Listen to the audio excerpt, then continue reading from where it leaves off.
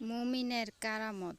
বনী ইসরাইলের জনৈক ব্যক্তি অপর এক ব্যক্তির নিকট 1000 স্বর্ণমুদ্রা কর্জ চাইলে কর্জদাতা বলল, কয়েকজন লোক নিয়ে আসো। তিনি তাদেরকে সাক্ষী রাখল। গ্রহীতা বলল, আল্লাহই সাক্ষী হিসেবে যথেষ্ট। কর্মদাতা পুনরায় বলল, তবে জমিদার উপস্থিত করো। সে বলল, আল্লাহই জমিদার হিসেবে যথেষ্ট।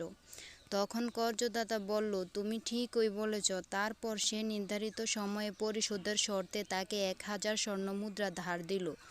অতঃপর সে গ্রহীতা সমুদ্র যাত্রা করল এবং তার ব্যবসায়ীর প্রয়োজন পূরণ করল। পরিশোধের সময় ঘনিয়ে আসলে সে যানবাহন খুঁজতে লাগল, যাতে নির্ধারিত সময়ে কর্জদাতার নিকট এসে পৌঁছতে পারে। কিন্তু সে কোনো যানবাহন পেল না। তখন সে এক টুকরা কাঠ নিয়ে তা ছিদ্র করল এবং কর্জদাতার নামে একখানা চিঠি ও 1000 দিনার মধ্যে পুরে ছিদ্রটি বন্ধ করে দিল। তারপর ওই কাঠখণ্ডটা সমুদ্রতীরে নিয়ে গিয়ে বলল, হে আল্লাহ, তুমি তো জানো আমি এই অমুকের নিকট 1000 স্বর্ণমুদ্রা কর্জ চাইলে সে আমার থেকে জামিনদার চেয়েছিল। আমি বলেছিলাম, আল্লাহই জামিনদার হিসেবে যথেষ্ট। এতে সে রাজি হয়ে যায় এবং আমাকে ধার দেয়।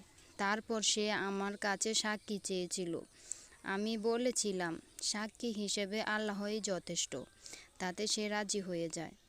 আমি তার প্রাপ্য তার নিকট পৌঁছে দেওয়ার উদ্দেশ্যে যানবাহনের জন্য যথাসাধ্য চেষ্টা করলাম, কিন্তু পেলাম না।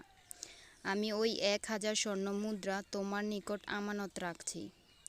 এই বলে সে কাঠখণ্ডটা সমুদ্র বক্ষে নিক্ষেপ করল। তৎক্ষণাৎ তা সমুদ্রের মধ্যে ভেসে চলে গেল। অতঃপর লোকটি ফিরে গেল এবং নিজের শহরে যাওয়ার জন্য যানবাহন খুঁজতে লাগল। ওদিকে কর্জদাতা নির্ধারিত দিনে আসায় সমুদ্র তীরে গেল। হয়তোবা ঋণ গ্রহীতা তার পাওনা টাকা নিয়ে কোনো নৌজাহানে চড়ে এসে পড়েছে। ঘটনাক্রমে ওই কাঠখণ্ডটা তার নজরে পড়ল, যার ভিতরে স্বর্ণমুদ্রা ছিল। সে তার পরিবারের জ্বালানির জন্য বাড়ি নিয়ে গেল। তখন কাঠের টুকরাটা ছিঁড়ল। তখন ওই স্বর্ণমুদ্রা ও চিঠিটা পেল। কিছুদিন পর ঋণ গ্রহীতা 1000 স্বর্ণমুদ্রা নিয়ে পাওনাদারের নিকট এসে হাজির হলো। সে বলল, আল্লাহর কসম, আমি তোমার প্রাপ্য মাল যথাসময়ে পৌঁছে দেওয়ার উদ্দেশ্যে যানবাহনে খুঁজে সর্বদা চেষ্টা করেছিলাম, কিন্তু সে জাহাজটিতে করে আমি এখন এসেছি, এর আগে আর কোনো জাহাজই পাইনি, তাই সময় মতো আসতে পারলাম না। কর্জদাতা বললেন, তুমি কি আমার নিকট কিছু পাঠিয়েছিলে? ঋণ গ্রহীতা বলল, আমি তো তোমাকে বললামই যে এর আগে কোনো জাহাজই পাইনি। অতঃপর ঋণদাতা বলল, আল্লাহ পাক আমার নিকট তা পৌঁছে দিয়েছেন, যা তুমি পত্রসহ কাঠখণ্ড পাঠিয়েছিলে। কাজেই 1000 স্বর্ণমুদ্রা নিয়ে আনন্দচিত্তে ফিরে যাও।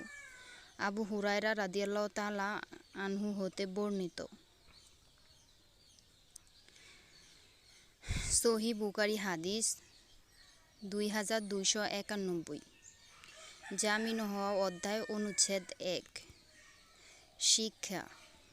এই গল্পটি থেকে আমরা যা শিক্ষা গ্রহণ করলাম তা হলো, মুমিন সর্বদা আল্লাহর উপর অবিচল ও বিশ্বাস ও আস্থা রাখা জরুরি। এটাই প্রকৃত মুমিনের অন্যতম গুণ। বিনা সুদে কর্জে হাসান বা উত্তম ঋণ প্রদানের বহুগুণ প্রতিদান রয়েছে।